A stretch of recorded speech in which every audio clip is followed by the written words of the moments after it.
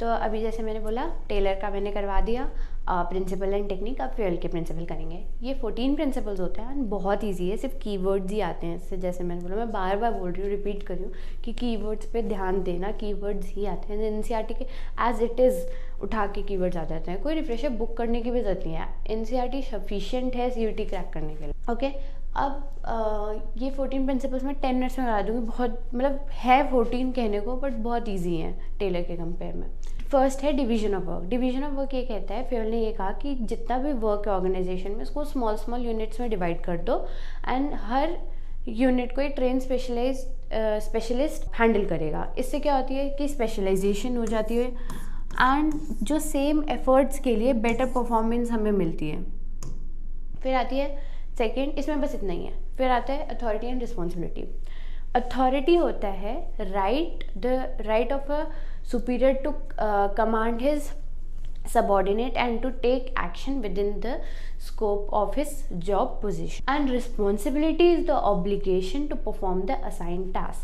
ठीक है, अब फ्यूल ने ये बोला कि there should be a balance between both of them, क्योंकि अगर आपने अथॉरिटी ज़्यादा दे दी रिस्पॉन्सिबिलिटी से तो वो सबॉर्डिनेट मिसयूज़ कर सकता है, या आपने अगर रिस्पॉन्सिबिलिटी ज़्यादा दे दी अथॉरिटी से तो क्या होगा कि वो काम कर ही नहीं पाएगा, डिले हो जाएगा काम करने में, राइट। ऑल्सो इसका एग्जांपल दे सकती हूँ, तो बताती हूँ कि अगर एक एम्प्लॉय को कुछ बिजनेस डील क्रैक करनी है, उसको उस चीज़ के लिए कस्टमर को 60 डेज ऑफ क्रेडिट पीरियड देना था, बट मैनेजमेंट ने उसे बोला कि नहीं, हम आपको सिर्फ 40 डेज़ का क्रेडिट पीरियड दे सकते हैं, अलाउ करने के लिए दे सकते हैं। तो यहाँ पे क्या हुआ, उसको रिस्पॉन्सिबिलिटी ज़्यादा दी रखी है कि बिजनेस डील क्रैक करनी है, बट उसको अथॉरिटी कम दी कि सिर्फ 60 की जगह 40 दिया। हाँ, अगर उन्होंने 40 की जगह 100 दे दिया होता तो यहाँ पे अथॉरिटी ज़्यादा दे रही है कि चाहिए उसे 60 था, 100 दे रहा है, ठीक है। तो यहाँ पे बैलेंस होना चाहिए कि 60 मांगा तो 60 ही दे रहा है। फिर आता है डिसिप्लिन। डिसिप्लिन होता है obedience to organization policies and agreement, employment agreement, ठीक है। इसकी बहुत इंपॉर्टेंट लाइन आती है, यही लाइन आ जाती है, इससे पूछ लेते कौन सा प्रिंसिपल है कि एक ऑर्गेनाइजेशन में गुड सुपीरियर्स होने चाहिए, फेयर एग्रीमेंट्स होने चाहिए and judicious use of penalties होने चाहिए। फिर से बता देती हूँ कि good superior at all levels, fair agreements and judicious use of penalties, ये 3 आ जाती है कि किसका प्रिंसिपल है, तो ये है डिसिप्लिन का, ठीक है। फिर आता है unity of command. Unity of command ये कहता है कि एक सबॉर्डिनेट का एक ही बॉस होना चाहिए। क्यों कि अगर जैसे एग्जांपल देती हूँ, समझाती हूँ एग्जांपल से, कि अगर एक एम्प्लॉय है और उसको मार्केटिंग वाले ने बोला कि आप 10% डिस्काउंट दे सकते हो, फाइनेंस वाले ने बोला कि आप 5% दे सकते हो, तो यहाँ पे कन्फ्यूजन होगा, क्योस होगा। तो यूनिटी ऑफ ये कमांड यही कहता है कि एक ही बॉस होना चाहिए एक सबॉर्डिनेट का, जिससे क्या होगा कि डुअल सबॉर्डिनेशन नहीं होगा।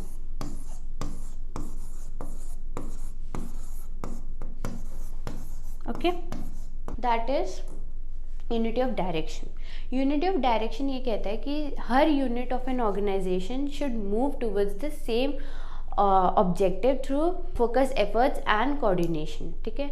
इसका एक इम्पॉर्टेंट लाइन है कि वन हेड वन प्लान, यही आ जाता है। ये इसी से हमें आइडेंटिफाई करना होता है कि कौन सा प्रिंसिपल है।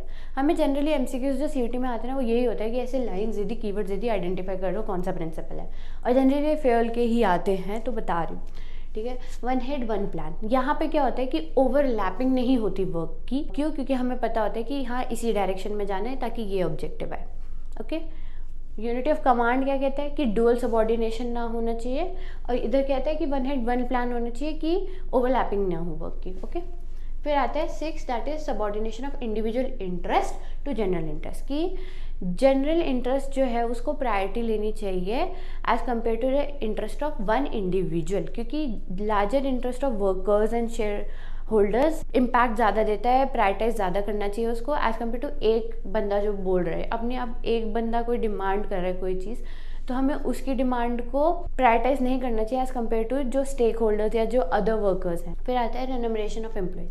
इसका मतलब ये होता है कि इक्वल एंड फेयर रेन्यूमरेशन देनी चाहिए हर एम्प्लॉय की। इसका मतलब ये नहीं है कि अगर ये ज़्यादा एफिशिएंट है तो इसको भी 50,000 सैलरी मिल रही है, एंड ये कम एफिशिएंट है तो इसको भी 50,000, या इसकी जॉब पोजीशन हायर है तो इसको भी 50 एंड इसकी कम है तो इसको भी 50। ये मतलब नहीं होता है। इसका मतलब होता है कि अकॉर्डिंग टू उसकी कैपेबिलिटी, अकॉर्डिंग टू उसका वर्क, उसको उतनी फेयर रेम्युनरेशन मिलनी चाहिए। कि एक तो एक और चीज़ कि इसको हमें कंसिडरेशन में रखना चाहिए वर्कर्स के एस्पेक्ट में भी और ऑर्गेनाइजेशन के भी।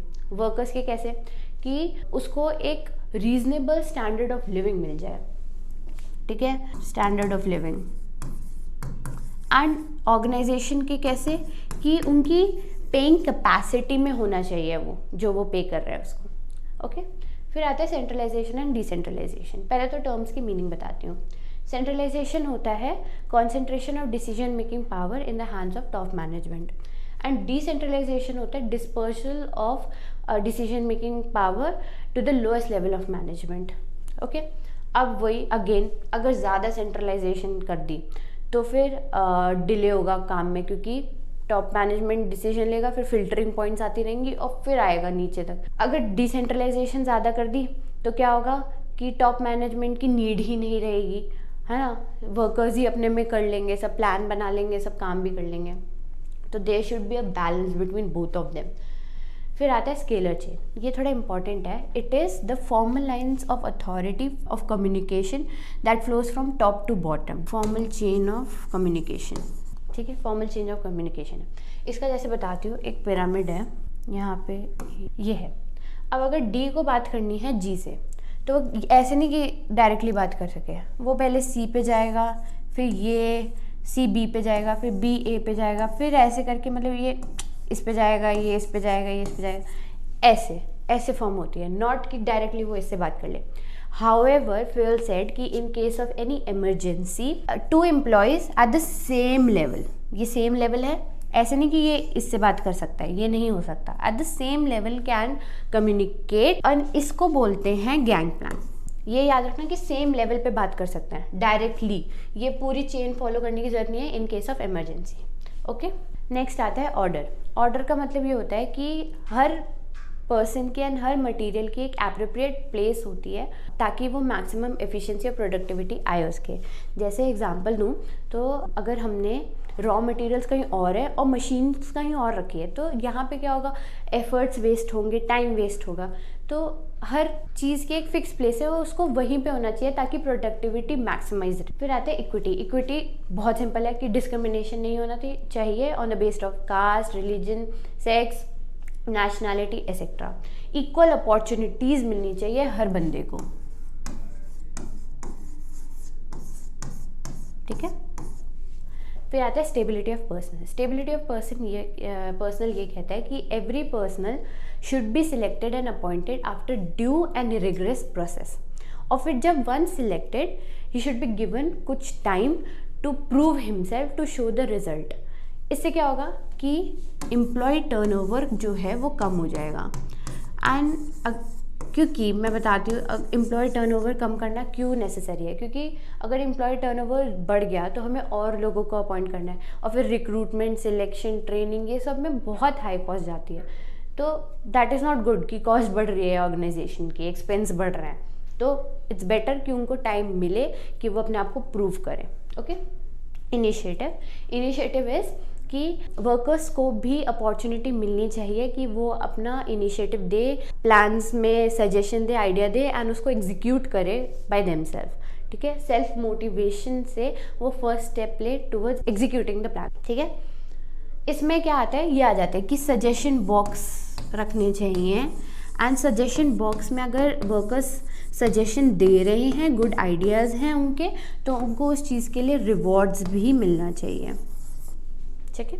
फिर आता है last, spread the cause. This is called unity is strength. इसका मतलब ये होता है, क्या मतलब है इसका, कि हार्मनी रहनी चाहिए एम्प्लॉयज़ के बीच में।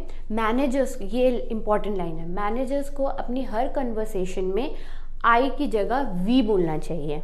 वर्कर्स के साथ जो भी कन्वर्सेशन करे, आई नहीं वी बोलना चाहिए, ठीक है। इससे क्या होगा कि कोऑर्डिनेशन रहेगी, एंड जो पेनल्टीज़ यूज़ करने की जो नीड है वो मिनिमाइज हो जाएगी।